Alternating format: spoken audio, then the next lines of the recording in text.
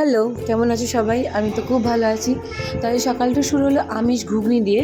তো এই ঘুগনির সাথে মুড়ি, পেঁয়াজ, শসা কুচি, সাথে ছিল মিষ্টি। খেয়ে তো দারুণ লাগলো। তারপরে খেলাম একটু মাজা। প্রায় 3 কিলো কাছাকাছি মাংস এনেছে। অর্ধেকেরও কমটা এবেলা হচ্ছে, জাস্ট পাতলা করে ঝোল করা হবে।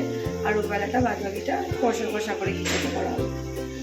এই সেই অল্প করে পাতলা করে লাল লাল মাংসের ঝোল, এটা দিয়ে দুপুরটা সারলাম। চলছে গাজনের পরের দিনের স্পেশাল রান্না।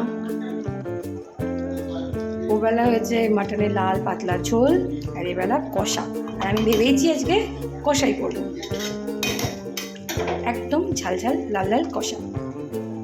তো একদম আমার কষা রেডি, সাথে 2-4টা আলু দিয়ে দিয়েছি। আলু না হলে কি আর বাঙালির চলে বলো? তো যাই হোক, ঠিক এইরকম কনসিস্টেন্সিটা আমি রেখেছিলাম। আর যেটা খেতে অপূর্ব হয়েছিল, আমার করা সেরা কষা আমি সেদিনকে করেছিলাম। আর যেহেতু আমাদের ডিনার টেবিলটা একটু পালিশ করতে দেওয়া হয়েছে, যে কারণে আমরা নিচেই বসে খেতে আরম্ভ করলাম। আর নিচে বসে খাওয়া তো আমার তো ছোটোবেলার অভ্যাস, আর খুব ভালো লাগে খেতে সবাই মিলে একসাথে। তো যাই হোক, একটু কষা মাংস, সাথেই লম্বা লম্বা সরু চালের ভাত। কি যে ভালো কম্বিনেশন! ভেবেছিলাম একটু ফ্রাইড রাইস করবো, কিন্তু শুভ, মা বা দাদা সবাই ফ্রাইড রাইসটা বারণ করলো, বললো সাদা ভাত, সরু চালের সাদা ভাত, সাথে কষা মাংস।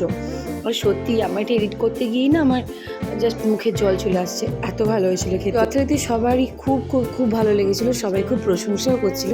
যাই হোক, আজকে দিনটা এইভাবেই কাটলো। কেমন লাগলো সবাই জানিও।